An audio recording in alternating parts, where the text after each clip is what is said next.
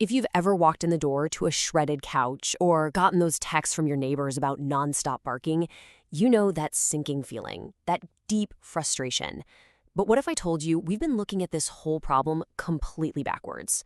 All right, let's dive into what's really going on inside your dog's mind according to the science. This right here, this one idea is the most important thing to get.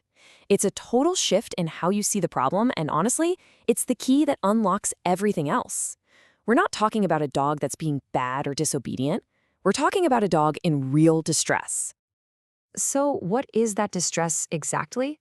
Well, this is where the clinical science gets really clear, and for a lot of people, it's a real eye-opener. This isn't a behavior issue that needs training.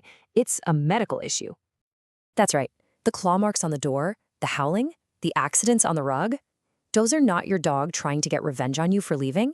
They are the external signs of a full-blown panic attack. It's a genuine involuntary terror, just like a human phobia. And because it's a panic attack, you can see why punishment is just completely off the table. I mean, scolding a dog for being terrified is like yelling at a person for being afraid of heights. It doesn't help. All it does is make the fear worse, and honestly, it can really break the trust they have in you. Okay, so before we can even think about fixing it, we have to be 100% sure what we're actually dealing with. Is it this true panic disorder we're talking about, or could it be something else, like just plain boredom?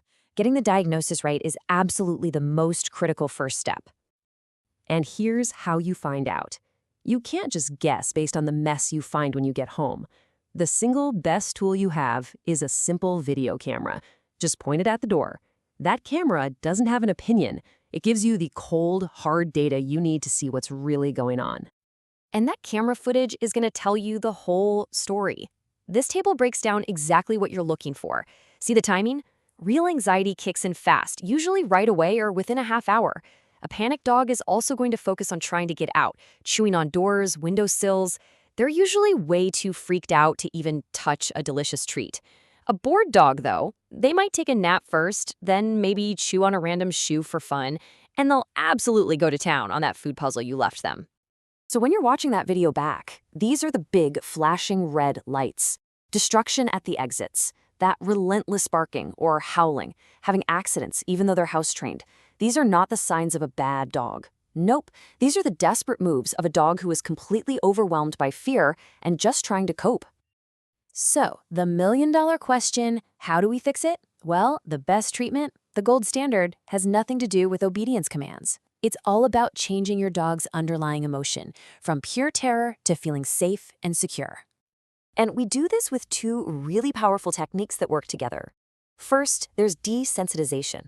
This just means we expose the dog to being alone for such a tiny amount of time, I'm talking maybe 1 second, that their fear doesn't even have a chance to start. Then, at the same time, we use counter-conditioning. That means we pair that tiny, not scary moment alone with something amazing, like a piece of steak. We are literally rewiring their brain to think, oh, you're leaving? That means something wonderful is about to happen? And this brings us to the single most important rule in this whole entire process. This is non-negotiable. If your dog starts to panic during your training session, you have to stop. You've gone too far too fast. The second they get scared, the learning part of their brain just shuts down. At that point, you're not helping anymore. You're actually making the phobia stronger. And that right there is exactly why the old just let them cry it out method is so damaging. A dog at a panic isn't learning to cope. They're just marinating in stress hormones, which basically deepens the trauma and makes everything worse. Okay, so that's the science behind it. Now let's get into the nitty-gritty. What does this actually look like in practice? Let's walk through the step-by-step game plan to help your dog learn that being alone is actually okay. So here's your roadmap, and you can't skip steps. Step 1 is the bedrock of the whole plan, and you have to do it. You have to stop leaving your dog alone longer than they can handle. That means dog sitters, daycare, whatever it takes. Then, step 2. You start making your departure cues, like grabbing your keys or putting on your coat, totally meaningless and boring. Only then do you move to step 3, practicing tiny absences. Seriously, like 1 or 2 seconds. And finally, you slowly, carefully build up that time, always making sure your dog is comfortable and successful. All right, we've talked about the dog and the plan. But now let's talk about the single biggest factor in all of this, and that's you. Your job description is about to change. You're shifting from frustrated owner to essentially your dog's therapist in safe space. Okay, this is a question I hear all the time. People always suggest it. But for true separation anxiety, does getting a furry friend for your furry friend actually help? And the answer from most real cases is a firm no. See, true separation anxiety isn't about being lonely. It's a hyper attachment to you, a specific person. Another dog is great company, sure, but it can't replace the one person whose absence is triggering the panic in the first place. Another big one, the crate. Lots of people think of the crate as the cure-all for any dog issue.